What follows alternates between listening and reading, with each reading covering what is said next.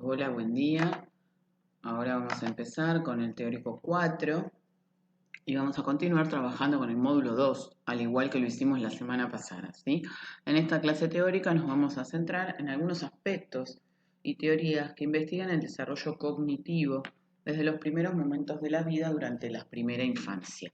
Especialmente en la clase de hoy nos vamos a focalizar en el desarrollo del lenguaje y en la etapa o el estadio del desarrollo cognitivo sensorio-motriz que planteaba Jean Piaget, que ya vieron algo en las clases prácticas la semana pasada. Recuerdan que, como yo les planteé en la primera clase, uno de los ámbitos del desarrollo es el cognitivo-cognoscitivo, y este implica estudiar los cambios que se producen en los procesos mentales o cognitivos, como pueden ser la memoria, el lenguaje, la atención, el razonamiento, entre otros. También siempre tienen que tener en cuenta que, aunque estudiemos por separado cada uno de estos ámbitos del desarrollo, guardan una relación y una interdependencia entre ellos, es decir, que se van retroalimentando mutuamente. Por ejemplo, el desarrollo precoz del lenguaje en un niño va a despertar reacciones positivas en los demás y va a reforzar más su autoestima, es decir, que va a afectar también su desarrollo psicosocial de manera positiva, y sucedería lo mismo a la inversa. Vamos a centrarnos en el desarrollo y las teorías o paradigmas que estudiaron este aspecto durante los primeros 3 años de vida en esta clase, ¿sí? Después vamos a seguir viendo el desarrollo en la infancia. Y vamos a ver qué preguntas se plantearon con respecto a este tema. Por ejemplo, ¿los periodos críticos o sensibles del desarrollo cerebral coinciden con los periodos donde se dan los cambios cognitivos? Los niños a los que les leyeron con frecuencia desde que eran bebés los padres o las personas que los cuidaban, ¿aprendieron a leer antes que los demás niños? ¿Qué teorías han estudiado estos temas vinculados con el desarrollo cognitivo temprano? Lo han hecho las teorías conductistas, que estudian básicamente el mecanismo del aprendizaje y cómo el ambiente es fundamental para la modificación de la conducta. Recuerdan que ya las vimos en psicología general.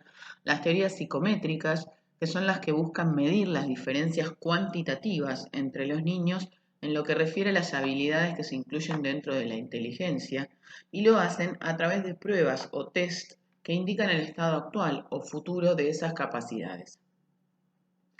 Sin dudas, una de las teorías más difundidas y replicadas en el ámbito del desarrollo, y también que se ha tomado, a pesar de no serlo, como una teoría del aprendizaje, ha sido la teoría de Piaget, que estudia los cambios cualitativos que se dan en el funcionamiento cognitivo o de la inteligencia desde el nacimiento hasta la adolescencia. Otras teorías son las teorías del procesamiento de la información, o PPI, que estudian cómo el sistema cognitivo de los niños procesa la información desde el momento que ingresa a través de los sentidos hasta su elaboración y posterior uso o salida. Las neurociencias cognitivas tratan de identificar cuál es el correlato cerebral de cada uno de estos procesos cognitivos, y por último, las que se conocen como las teorías contextuales sociales han estudiado el papel del ambiente y de los vínculos tempranos en el aprendizaje.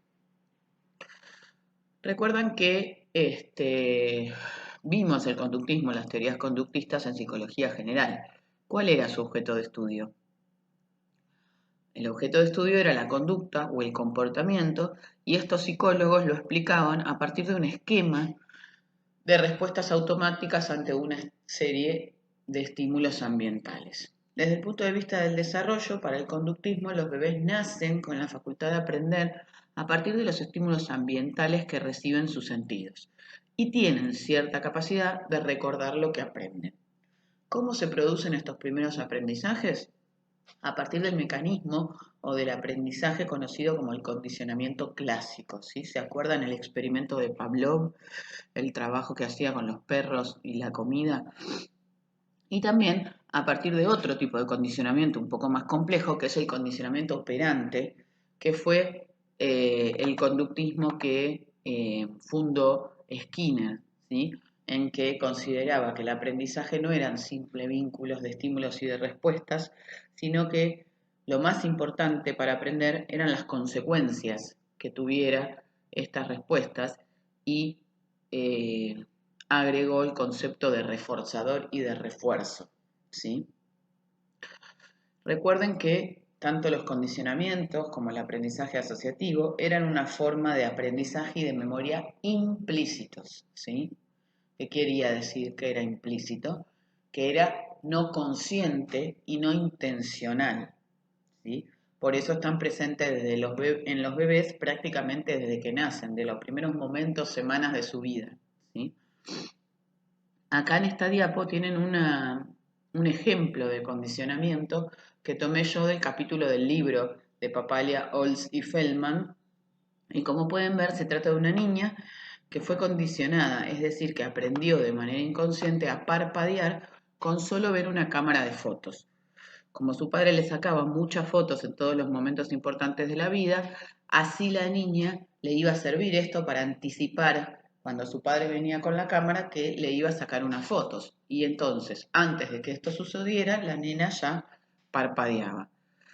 Si durante un periodo muy largo de tiempo no se repite cada tanto esta asociación, en este caso entre la cámara y el flash y la cámara y sacar una foto, entonces ese aprendizaje la niña lo va a ir perdiendo, ese condicionamiento lo va a ir perdiendo, que se le dice que se va a extinguir, ¿sí? En la diapo siguiente tienen el esquema del ejemplo de la niña, de este condicionamiento clásico, y también lean la explicación en el libro, ¿sí? Que está más completo y lo pueden entender. Acá se puede ver en este esquema qué son cada uno de los elementos involucrados en este tipo de condicionamiento, ¿sí?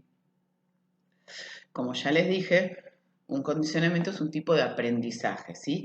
Y en este ejemplo, la niña aprendió a responder ante un estímulo que en principio era neutro, que era la cámara, de la misma manera que ella respondía ante un estímulo incondicionado, el flash. Se lo llama incondicionado porque es un estímulo innato, un estímulo al que respondemos automáticamente, ¿sí? Que no se necesita de ningún tipo de aprendizaje, es un reflejo, un aprendizaje reflejo, ¿sí?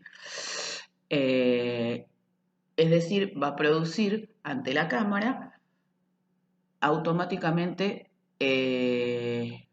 la misma respuesta que producía ante el flash, ¿sí?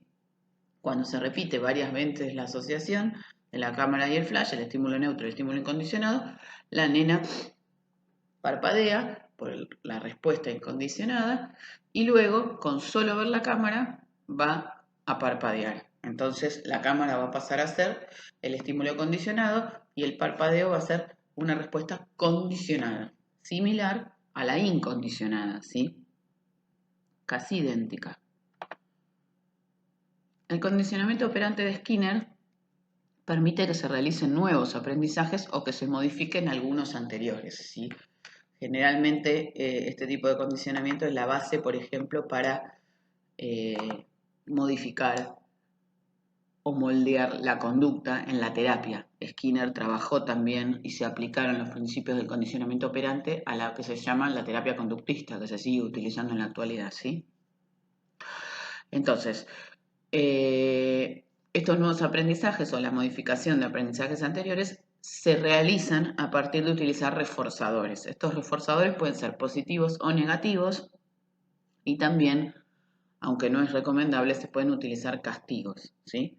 Cuando un bebé comienza a balbucear o a hacer gracias como imitar o mover las manitos, así va a lograr la atención cariñosa de sus padres, es decir, aprende a actuar o a operar sobre su ambiente. Aprende que tiene que balbucear cuando ve a sus padres para lograr su atención y aprobación, ¿sí? La atención, la aprobación, los aplausos, esos serían reforzadores, ¿sí? En este caso son reforzadores sociales. Y son positivos porque hacen más probable que el bebé repita la conducta del balbuceo, ¿sí? Actualmente las investigaciones que utilizan este paradigma de condicionamiento operante han demostrado que los bebés tienen algún tipo de memoria que no difiere de la de los niños más grandes y de los adultos, sino que en lo único que difieren es en el tiempo de retención, ¿sí? El tiempo de retención de la información en niños muy pequeños es mucho más corto y por supuesto que no tienen formada aún la memoria episódica, las memorias explícitas, ¿sí? ¿Se acuerdan de lo que vimos en psicología general, que era la memoria explícita? Esta memoria explícita o episódica depende de la capacidad de representación, de formar símbolos en imágenes o en palabras, y esto va a suceder recién después de los año y medio, 2 años, ¿sí? Bueno, ¿qué son las teorías psicométricas? Las teorías psicométricas, vulgarmente en psicología, la psicometría es la que se ocupa de medir y de desarrollar fundamentalmente test, ¿sí? Estudian los cambios cuantitativos y fundamentalmente estos cambios los estudian en la inteligencia, ¿sí? En la inteligencia a lo largo del desarrollo. Como saben, no hay una única definición de inteligencia. Hay muchas teorías que han investigado distintos aspectos de la inteligencia, pero más o menos todas están de acuerdo en que la inteligencia está relacionada con la capacidad de adaptarnos a las condiciones cambiantes de nuestro ambiente, de nuestra vida cotidiana, ¿sí? Y también es fundamental para que una conducta sea considerada inteligente que tenga una meta o un objetivo previo, ¿sí? Prefijado. Es decir, las conductas inteligentes tienen una intención predeterminada antes de empezar a actuar. Bueno, ahora vamos a empezar a profundizar algunas cosas más de las que ya vieron de la teoría de Piaget, ¿sí? ¿Cómo explicaba el desarrollo temprano o el cognitivo temprano de la inteligencia Piaget? En primer lugar, hay que tener en cuenta que para Piaget la inteligencia y el pensamiento son dos procesos diferentes. Y la inteligencia es anterior y precede al pensamiento según lo que él consideraba, ¿sí? Recuerden que el objeto de estudio de Piaget era cómo se originaba y evolucionaban los conocimientos desde el nacimiento hasta la adolescencia, para lo cual creó el concepto de etapas o estadios del desarrollo, ¿sí? Desde que nacen, los bebés empiezan a interactuar con el ambiente y buscan darle sentido al mundo que los rodea y a ellos mismos. Ya vimos cuáles eran algunas de las características generales de estas etapas, ¿sí? Que cada una es cualitativamente diferente, que tienen un orden de sucesión constante, que se definen por una estructura particular de ese periodo que luego se va a subsumir en la siguiente y que siempre va a implicar un equilibrio más amplio y más estable que las estructuras anteriores, ¿sí? Así Piaget definió 4 estadios o etapas y lo llamó al primero de ellos el de la inteligencia sensorio-motriz. El segundo es el de la inteligencia preoperatoria o representativa. El tercero es el de las operaciones concretas. Y por último, el cuarto periodo o estadio es el de las operaciones formales o lógico-formales. Las edades que él estableció para cada uno de estos periodos son estimativas, ¿sí? Y puede haber aceleraciones o retrocesos o incluso algunas diferencias individuales, pero lo más importante es que no se puede acceder a las operaciones lógico-formales si antes no se logró el manejo de las concretas, ¿sí? La primera de las etapas o del estadios, que es la sensorio-motriz o el sensorio-motriz, a su vez se va a subdividir en 6 subetapas o subestadios que van a ir desde el uso de los reflejos innatos hasta el logro de la internalización de los esquemas de acción y adquisición de la función semiótica o simbólica, que es la estructura que indica la transición o el pasaje a la etapa siguiente, a la segunda etapa, ¿sí? O el segundo estadio. El primero de los subestadios del sensorio motriz comienza después del nacimiento, a partir del uso de los reflejos, como ya vimos, los reflejos de presión, de succión, y se desarrolla durante este estadio completo, ¿sí? Durante el sensorio motriz, es decir, los primeros 18 o 24 meses de vida del niño, el bebé va a ir desarrollando su capacidad para recordar, para pensar, para configurar la noción de objeto tal como la entendemos nosotros y para comprender las relaciones espaciotemporales, como así también lograr un concepto de ellos mismos, de sujeto, diferente de los demás, ¿sí? ¿Por qué se llama a esta primer estadio o esta primera etapa sensorio-motriz? Porque es un tipo de inteligencia anterior al lenguaje y al pensamiento, en donde los bebés conocen a través de la acción motriz que ejercen sobre los objetos a partir de la ejercitación o de la práctica repetida, ¿sí? Como ya les dije, se van produciendo distintos avances a lo largo de estos primeros meses de vida y cada subestadio implica un progreso nuevo y parcial hasta que se reconoce que aparecen las verdaderas conductas inteligentes. Esto Piaget lo sostiene más o menos cuando el niño tiene entre 12 y 18 meses de vida, ¿sí? Bueno, entonces vamos a ver las principales características de cada uno de los subestadios, ¿sí? Por favor, léanlas del texto porque así lo entienden mejor y están más desarrolladas. Yo hice un breve resumen, ¿sí? De cada uno de los subestadios. En el primer mes de vida se produce el puro ejercicio de los reflejos, que de a poco va dejando lugar a la formación de los primeros hábitos o esquemas, y lo que Piaget llamó las reacciones circulares. En realidad es un término que Piaget tomó de otro autor, ¿sí? ¿Qué son las reacciones circulares? Son actos o acciones que de casualidad causaron una sensación agradable o placentera y que entonces el bebé va a tratar de repetir, ¿sí? Y hay diferentes tipos de reacciones circulares. Reacciones circulares primarias, secundarias y terciarias, ¿sí? En este subestadio, el estadio 2, subestadio 2, un bebé de 1 o 2 meses, se dan lo que se conocen como las reacciones circulares primarias. ¿Por qué se llaman así? Porque estas reacciones se dan en el propio cuerpo. Por ejemplo, alguna vez de casualidad, el bebé se chupó los dedos, la mano, eso le causó placer y lo va a intentar repetir, ¿sí? Por eso es una reacción circular primaria, porque la ejerce sobre su propio cuerpo. En el subestadio 3 van a aparecer lo que se llaman como las reacciones circulares secundarias, aproximadamente hacia los 4 o 5 meses, ¿sí? Acá se empiezan a coordinar dos esquemas, por ejemplo, el esquema de la vista y el esquema de la aprehensión. El bebé ya hacia los 4 meses mejora su agudeza visual y entonces puede coordinar la vista con la mano para agarrar algún objeto que desea, ¿sí? Y se la llama secundaria porque ya no intenta repetir alguna acción sobre su propio cuerpo, sino que esto lo va a intentar hacer sobre objetos externos, ¿sí? Sigue siendo producto de la casualidad estos hechos, ¿sí? Es decir, no hay una verdadera intención anticipada del bebé de producirlos. Todavía en este subestadio 3 no hay conductas inteligentes, o sea, como les dije hace un ratito, no hay una intención o una meta u objetivo prefijado antes de empezar a actuar, ¿sí? Por ejemplo, es característica de esta etapa querer hacer que suenen los objetos que cuelgan arriba de la cuna en un móvil. Entonces, cuando toca el cordón por casualidad que los hace mover, intenta repetirlo, para lo cual sacude todo su cuerpo, moviendo la cuna.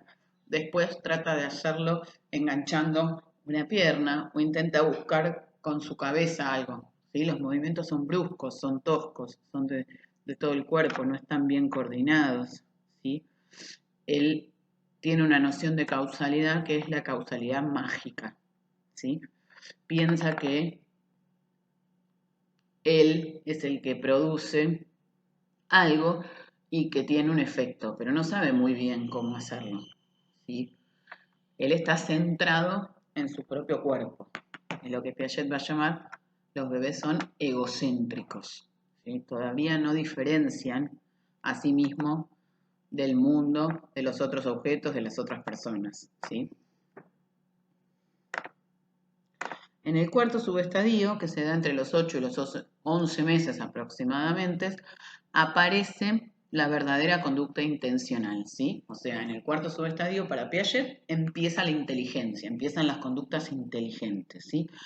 Acá ya el bebé es capaz de coordinar varios esquemas y utilizarlos en situaciones nuevas o desconocidas. Por ejemplo, puede retirar un obstáculo del medio para agarrar un obstáculo que quiere y que está oculto detrás de una sábana. En el quinto subestadio, que se da por la aparición de lo que se llaman como las reacciones circulares terciarias y el descubrimiento de nuevos medios, ¿sí? Acá hay una verdadera experimentación intencional, activa por parte del niño. Y las conductas características de este quinto subestadio son las que se llaman conductas del palo, del bastón, del cordón o conductas de soporte. El bebé logra poner dos objetos en relación, por ejemplo, cuando acerca un juguete que está más lejos con un palo o tirando de un almohadón sobre el que está apoyado. Por eso se llama conducta de soporte, ¿sí? El último de los subestadios de la etapa sensorio-motriz acaba a aparecer la internalización de los esquemas de acción, o sea, nos vamos a ir alejando del plano de la acción, del plano de lo motriz, y esto va a marcar la transición a la siguiente etapa o al subestadio preoperatorio. Ahora los niños pueden encontrar medios nuevos para lograr sus fines, no solo mediante la acción o las conductas de ensayo y error, sino mediante representaciones, ¿sí? Mediante representaciones, mediante símbolos interiorizados. En este último periodo también se consolida una estructura característica, que es la estructura del grupo práctico de desplazamiento, que es la comprensión y el logro de la noción de espacio, ¿sí? Que ahora después se lo voy a explicar un poquito mejor. Y este grupo práctico de desplazamiento, de manera conjunta con la noción de objeto permanente que se conforma entre el quinto y el sexto subestadio de este periodo, el niño va a comprender la existencia de los objetos como algo independiente del mismo y que él mismo es un objeto dentro del mundo, ¿sí? Es decir, en este momento logra la descentración, ¿sí? Sale de sí mismo, ya no está centrado en sí mismo, ¿sí? ¿Se acuerdan que, bueno, les voy a volver a repetir algunos de las nociones importantes que también tienen que ver con este periodo? La noción de esquema ya se acuerdan que las vimos cuando les hablé de Piaget en los primeros teóricos. Es uno de los conceptos en los que se basa su teoría y que explica cómo se van construyendo los conocimientos, ¿sí? Recuerden que los esquemas no existen cuando nacemos, sino que se van a crear a partir del ejercicio y el perfeccionamiento de los reflejos innatos. Van a ser marcos para comprender y para darle significados a la realidad. Empiezan siendo esquemas simples, ¿sí? En ese segundo subestadio que se conforman los primeros esquemas, y después se van a ir complejizando, se van a ir combinando entre sí. Primero van a ser esquemas de acción en todo el periodo sensorio-motriz y después, cuando aparece la función simbólica o semiótica, se internalizan y ahí adquieren la capacidad de representar algo ausente, ¿sí? Es decir, la capacidad de pensamiento. La noción de objeto permanente es algo que el bebé también tiene que lograr, ¿sí? Cuando nosotros nacemos, la noción de objeto no es la que tenemos ahora en la vida adulta, sino que es un mundo sin objetos que van apareciendo, desapareciendo. Es decir, para los bebés, si no los ve a los objetos, para él dejan de existir, ¿sí? Esta noción de objeto se va a ir construyendo progresivamente en el desarrollo, ¿sí? Acá en la diapo de objeto permanente tienen ejemplos de conducta de los bebés desde el subestadio 3 del sensorio motor hasta que finaliza esta etapa, que demuestran esta evolución en la noción de objeto, ¿sí? En el estadio 3, si un bebé va a agarrar un objeto y se lo tapamos con un pañuelo, no lo sigue buscando y se pone a llorar porque cree que desapareció para siempre, ¿sí? En el subestadio 5 ya lo puede buscar y encontrar detrás de otro objeto que funciona como pantalla. Y además puede seguir sus movimientos cuando se lo escondemos detrás de varios objetos de manera sucesiva y encontrarlo en el último, ¿sí? Otra noción fundamental que se construye, como les decía, en el último de los subestadios del sensorio motriz es el grupo práctico de desplazamiento, ¿sí? Como no existe una noción de objeto desde el comienzo de la vida, tampoco existe la noción de espacio que tenemos nosotros en el que se engloben todos los objetos y hechos. Entre el quinto y el sexto subestadio aparece esta estructura de grupo práctico de desplazamiento que permite la organización del espacio y que sirve de base para poder comprender la métrica, ¿sí? Este es el comienzo de la reversibilidad, pero a nivel práctico, a nivel de la acción, a nivel de algo que el niño tiene que ver, ¿sí? Y que luego va a pasar a ser la base del pensamiento reversible, ¿sí? De la reversibilidad del pensamiento. Por ejemplo, el niño logra comprender en este momento que si nosotros vamos de un punto A un punto B, podemos invertir esa operación del B al A y regresamos al lugar del que partimos. Que si vamos de un punto A uno B y de ahí a otro punto C, es lo mismo que ir directamente del punto A al C, que llegamos al mismo lugar, ¿sí? Esto quiere decir el grupo práctico de desplazamiento, ¿sí? Que empieza a entender estas operaciones que se dan en el espacio y que, por ejemplo, es lo que les decía recién, les permite buscar un objeto a medida que los voy escondiendo y los voy cambiando de distintos lugares. Pero por ahora lo tiene que ver. Esos desplazamientos los tiene que ver.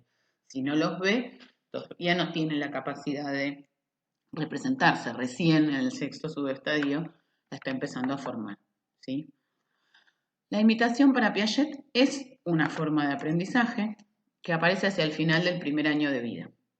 Hay otros autores y teorías, como la teoría del aprendizaje social de Bandura, que consideran que el aprendizaje por imitación, o también lo llaman por observación, es una de las formas más importantes de aprendizaje, sobre todo en la primera infancia. Para Piaget, la imitación se va a ir desarrollando desde lo que se conoce como la imitación invisible del bebé muy pequeño, hasta lo que él llamó la imitación diferida, que va a aparecer después de los 18 meses porque consiste en que el niño imita una conducta mucho después de haberla visto, por lo cual necesita poder representar, es decir, tener guardada una imagen o un símbolo de esa situación vista en el pasado. También la imitación es utilizada como método de investigación, cuando los experimentadores hacen una serie de acciones para ver si un bebé pequeño la puede imitar, ¿sí? Que ahora lo voy a explicar eso también. Bueno, ahora vamos a pasar a otras teorías, ¿sí? Que como les mencioné, que estudian el desarrollo cognitivo, que son las que se llaman o que se incluyen dentro del paradigma del procesamiento de la información, ¿sí? ¿Se acuerdan que la vimos en psicología general, dentro de la psicología cognitiva, y que estos autores utilizaban la metáfora de la computadora para entender los procesos mentales, ¿sí? Estos teóricos utilizan algunos paradigmas experimentales para indagar cuándo aparece la capacidad de los bebés muy pequeños para procesar información y para comprender el mundo que los rodea. Ellos creen que esto sucede mucho antes de lo que planteaba Piaget. Utilizan dos tipos de aprendizaje que están vinculados con el aprendizaje condicionado, que son los procesos llamados de habituación y deshabituación, y que por esta razón son innatos y se pueden poner a prueba en los bebés de pocas semanas de vida, ¿sí? La habituación es un tipo de aprendizajes en lo que la familiaridad con un estímulo, es decir, que sea conocido para el niño, reduce la atención que se le presta y le identifica o suprime las respuestas que da. Cuando un estímulo es novedoso, uno deja todo lo que está haciendo y vuelve a tratar de ubicar si es un ruido, si es una imagen, si es una persona, ¿sí? Se da vuelta. Pero si ese ruido o esa persona sigue estando en nuestro ambiente, uno ya se habitúa y deja de prestarle atención, ¿sí? En general, este tipo de aprendizajes para ver si algo es novedoso o no para un bebé se mide a través de las veces y de la intensidad con los que succiona su chupete, ¿sí? La respuesta que da el bebé muy chiquito, un bebé por ejemplo de pocas semanas de vida, es cuánto succiona el chupete. Este chupete generalmente está sostenido por un soporte que se conecta a una computadora y que va registrando la cantidad de veces que succiona mientras se le muestran diferentes imágenes o ruidos, ¿sí? Estos estudios de este paradigma del procesamiento de la información concluyeron que, a diferencia de lo que planteó Piaget, por supuesto que Piaget desarrolló su teoría unos años antes, ¿sí? Existe una capacidad rudimentaria de representación desde el nacimiento o poco después, y que va mejorando con rapidez en esos primeros meses y años de vida. Lo que se conoce como la velocidad de procesamiento de los estímulos, también sostienen estos autores que va a aumentar muy rápidamente durante el primer año de vida y que va a seguir aumentando estos primeros años. Y muchas de las nociones que investigó Piaget en el desarrollo infantil, como por ejemplo la noción de causalidad, de número, de objeto, de categorizar, según estas experimentaciones más recientes, se producen mucho antes en el desarrollo y aparecen mucho antes de lo que Piaget planteaba, ¿sí? Bueno, ¿qué son las neurociencias? Como ya les dije, las neurociencias son las ciencias que estudian la relación entre las estructuras neuroanatómicas y el desarrollo cognitivo. Es decir, plantean que el grado de madurez de nuestro cerebro es fundamental para este desarrollo y como vimos la clase pasada, hay periodos en los que se produce un crecimiento y desarrollo acelerado del cerebro que coinciden con los cambios en los diferentes procesos cognitivos o mentales, estos periodos sensibles o críticos, ¿sí? En el caso de los sistemas de memoria, El avance en los estudios de neuroimágenes, como son la tomografía computada, tanto estructural como funcional, aportó evidencia en favor de la existencia de dos sistemas de memoria que funcionan de manera independiente y que adquieren y que guardan distintos de información, como son los sistemas de memoria a largo plazo, explícita e implícita.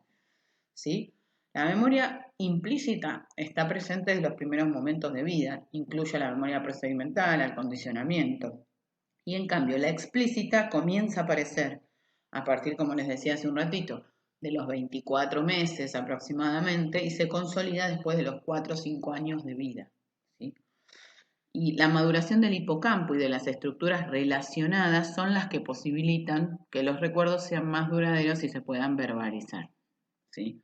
A medida que estas estructuras cerebrales que intervienen en la memoria van madurando y se van desarrollando, permiten que la memoria también sea más compleja y que los recuerdos sean más durables y, y se puedan verbalizar. ¿Sí?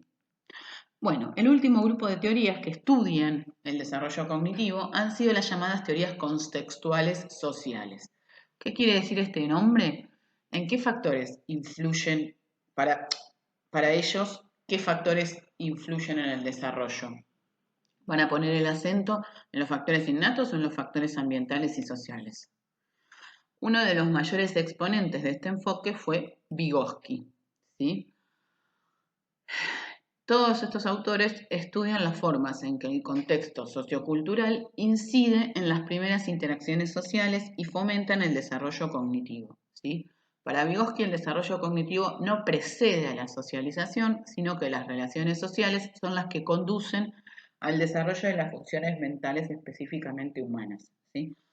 Todas estas funciones superiores complejas, como las llamaba Vygotsky, primero son procesos interpersonales dirigidos hacia los demás para luego, con posterioridad, interiorizarse. Por ejemplo, esto sucede con el lenguaje, que primero es un factor de comunicación con los demás, que luego se interioriza y así surge el pensamiento para Vygotsky, ¿sí? Bueno, ahora vamos a explicar cómo se dan los primeros pasos o cómo se dan las primeras apariciones de lo que se conoce como el desarrollo del lenguaje, ¿sí? Que es la función cognitiva más importante que surge generalmente el primer año de vida, ¿sí? Que se desarrolla en los 2, 3 primeros años de vida y que por supuesto va a ser una herramienta fundamental para todos los seres humanos que nos distinguen de las otras especies y que sigue siendo un fenómeno muy estudiado en la psicología del desarrollo, ¿sí? El crecimiento que se da en el lenguaje va a ejemplificar la interacción de todos los procesos del desarrollo, ¿sí? A medida que van madurando las estructuras físicas necesarias para producir sonidos, se van activando las conexiones nerviosas necesarias para asociar los sonidos con los significados y la interacción con los adultos introduce a los bebés en esencia en ese medio y en esa comunidad lingüística nueva, ¿sí? Las palabras, como ustedes saben, representan objetos, personas, acciones, y los niños también pueden utilizar el lenguaje para comunicar sus necesidades y emociones, ¿sí? Recuerden que la primera forma de comunicación que tiene un bebé cuando nace es el llanto, ¿sí? ¿Cómo se da esta secuencia del desarrollo del lenguaje inicial? Fíjense que ustedes tienen una tabla, ¿sí? La tabla 5.4, en la página 164, ¿sí? Que va a ir explicando del libro de Papalia, Olds y Feldman, que va a ir explicando cómo se da este desarrollo inicial del lenguaje. Primero hay sonidos, llantos, arrullos, que es lo que se conoce como el habla paralingüística. Después aparecen las primeras vocalizaciones, que son repetir algunos sonidos, como ma, ma, ma, que no comunican ningún tipo de significado. Después van a aparecer los primeros sonidos articulados y las estructuras lingüísticas que empiezan a percibir similitudes, diferencias. Primero los niños están listos para discriminar los sonidos de cualquier idioma, pero con el tiempo las redes nerviosas insisten en el aprendizaje de lo que son los esquemas de su lengua materna, ¿sí? y que restringe el aprendizaje posterior de otros idiomas, ¿sí? Esto se produce aproximadamente entre los 10 y 12 meses, ¿sí? Antes de poder hablar, los bebés señalan, ¿sí? Se producen los gestos. Los gestos, por ejemplo, para Vygotsky, son una forma fundamental que precede al lenguaje, ¿sí? Al pensamiento, en el caso de Vygotsky. Por ejemplo, un bebé de 11 meses señalaba su taza para indicar que la quería. También señalaba a su madre cómo el perro se movía para indicar que le interesaba.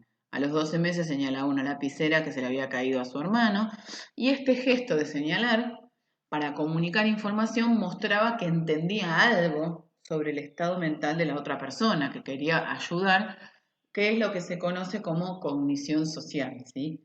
La empatía, la regulación emocional, ¿sí? Son lo que está dentro de lo que llamamos la cognición o el cerebro social, ¿sí?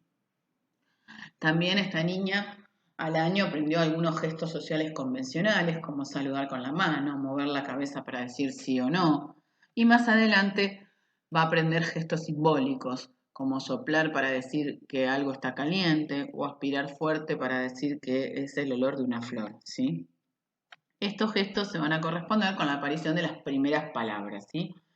Las primeras palabras aproximadamente aparecen entre los 10 y los 14 meses, con lo que se inicia el habla lingüística, la expresión verbal, que empieza a comunicar significados, ¿sí? Al principio el repertorio de palabras se reduce casi a mamá, papá o a palabras con una o dos sílabas simples, ¿sí?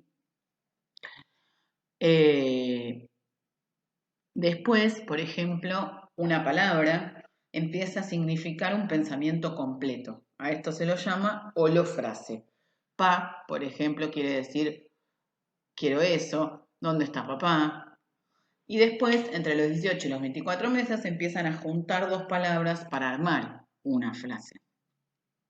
¿Sí? Tengan en cuenta siempre que antes de que, como les decía, que su aparato fonador esté preparado para emitir sonidos, los niños comprenden el lenguaje y esto es un indicador muy importante, ¿sí? Un bebé de pocos meses ya entiende lo que le decimos, ¿sí? Y es un signo muy importante que pueda comprender para ver que su desarrollo madurativo, cerebral, de las estructuras que van a tener que ver después con la producción del lenguaje, están bien, están sanas, ¿sí? Se vienen desarrollando de manera normal. Y también, por ejemplo, que comprenda, que dé vuelta la cabeza cuando escucha algo, cuando escucha la voz de la mamá, también va a hablar que no tiene, por ejemplo, algún problema auditivo, ¿sí? Pero siempre tiene que haber una comprensión antes de que el bebé se pueda expresar a través del aula, ¿sí? Bueno, ¿cuáles son las áreas cerebrales relacionadas con el lenguaje? El tremendo crecimiento del cerebro en los primeros meses y los primeros años de vida está muy vinculado con el desarrollo del lenguaje, ¿sí? Este balbuceo repetido va a surgir con la maduración de distintas partes de la corteza cerebral, que a su vez es la que controla los movimientos de la cara, la laringe, ¿sí? Estas regiones corticales que están relacionadas con el lenguaje se siguen desarrollando por lo menos hasta el final de los años preescolares, hasta los 5 o 6 años, ¿sí? Ahí es cuando recién se piensa que el niño ya desarrolló por completo su capacidad de habla expresiva, ¿sí? Quiere decir los últimos sonidos, como son por ejemplo la R, la letra R es uno de los sonidos que más tardan en desarrollarse, ¿sí? Se dan alrededor de estos 4 o 5 años. ¿Cuál es el hemisferio dominante del cerebro para el lenguaje? En la mayoría de las personas, en el 98% de las personas, es el hemisferio izquierdo, ¿sí? Aunque, como ya les dije, el cerebro siempre funciona de manera conjunta y también participan áreas del hemisferio derecho, ¿sí? Bueno, esto ha sido todo por hoy. Recuerden por favor de conectarse y de hacer las consultas a través de los chats que tenemos en la semana, tanto de las dudas que tengan de temas prácticos como de temas teóricos y de otras dudas que les puedan ir surgiendo. Por favor, no dejen todo para la semana anterior al parcial, ¿sí? Váyannos consultando en estas semanas previas. Bueno, muchas gracias. Nos vemos la semana que viene.